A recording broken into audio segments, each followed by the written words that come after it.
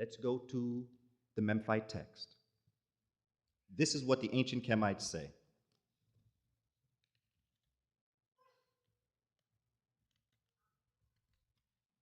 This comes out of the readings, the evolution of Ra, the book of knowing the evolution of Ra.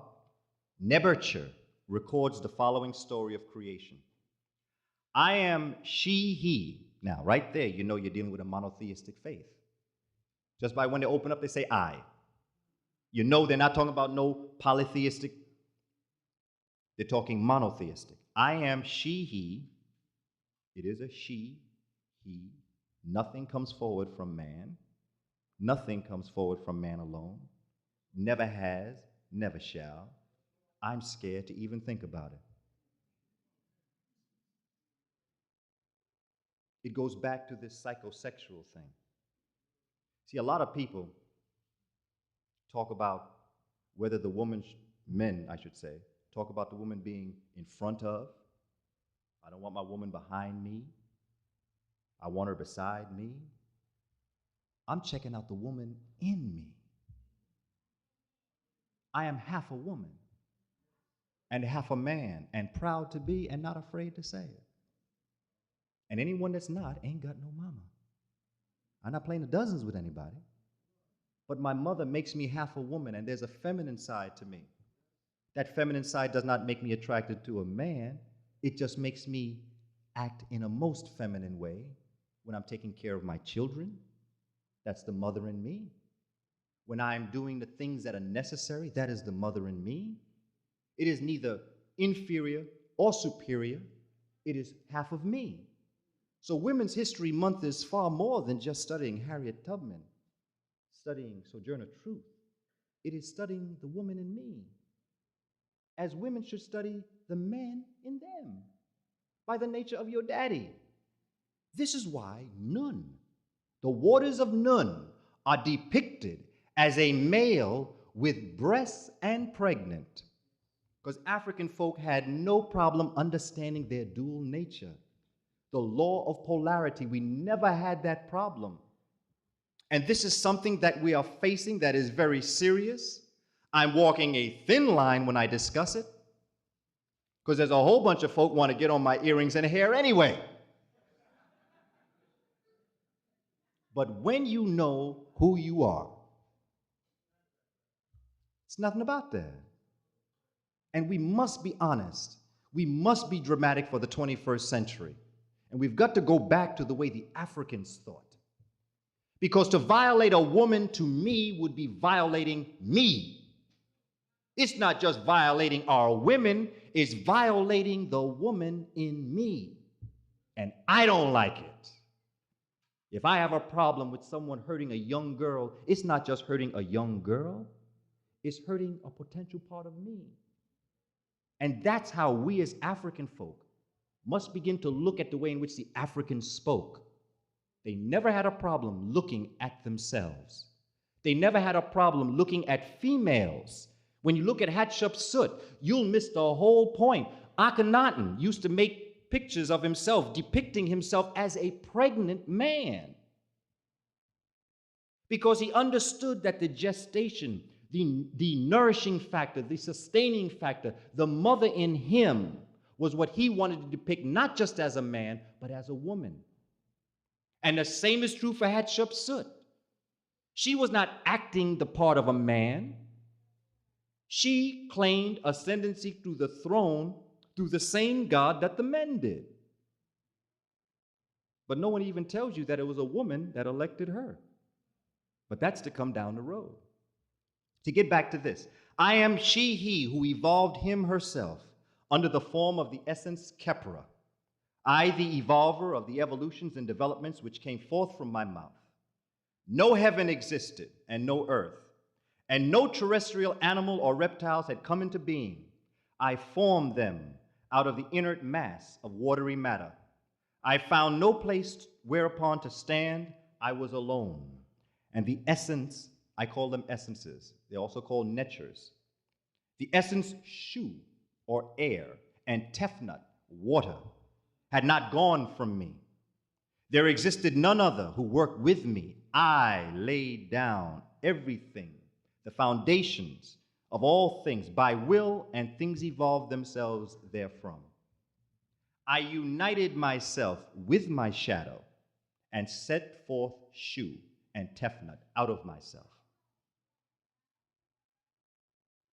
Thus, from being one essence, I became three. That is the original Trinity there. It is so important to see where we get this.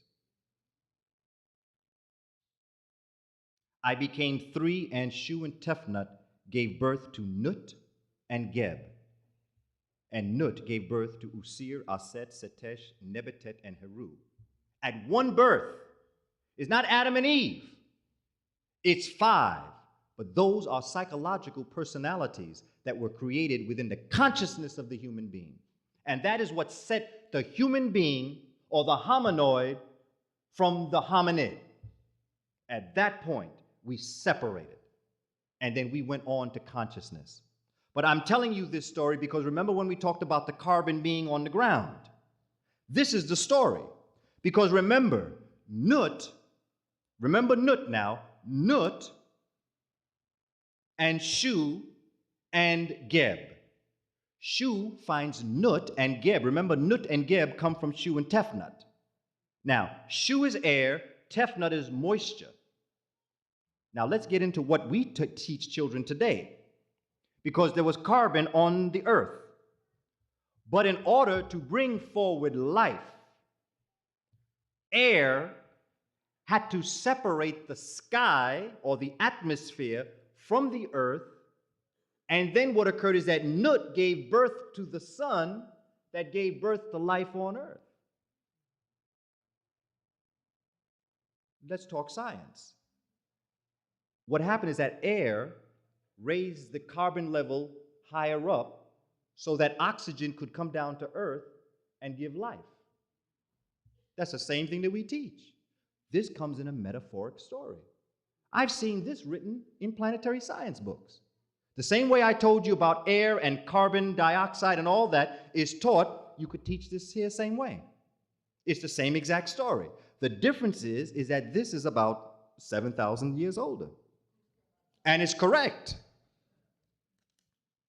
When you look at this material and you understand what's happening, then you don't have a problem. Because look at the process. Look at what they're saying. Let's take the concept of Nun, Ptah, and Atum, and let's bring it down here on Earth.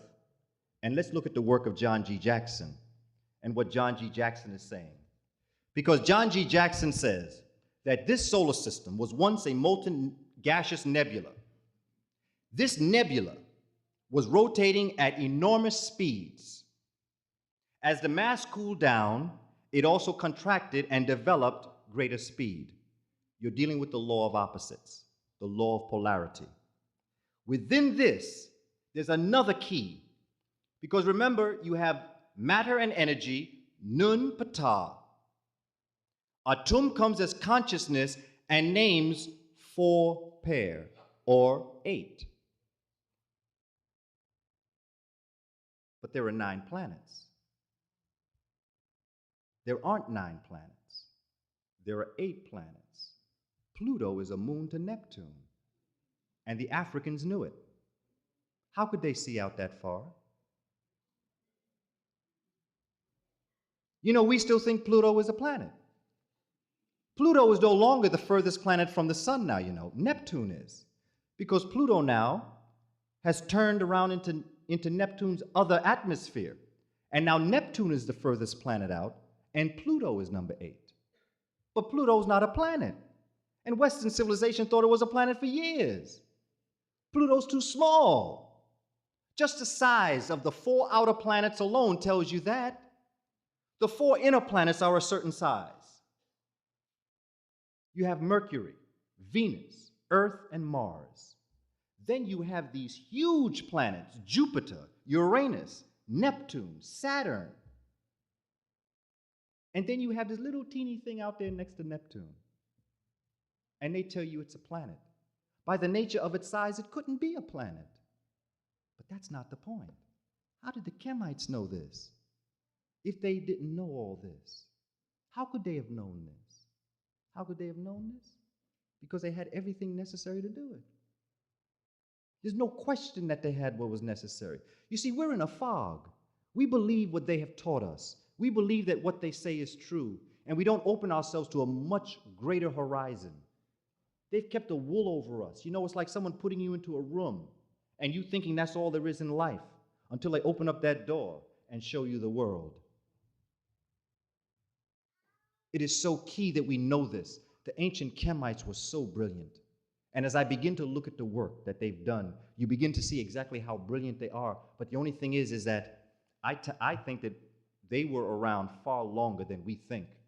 I also think that the Sphinx is at least 10,000 years old. And I'm sure that the Sphinx is a woman. It is not a man. Just by the structure of its face, it's not a man.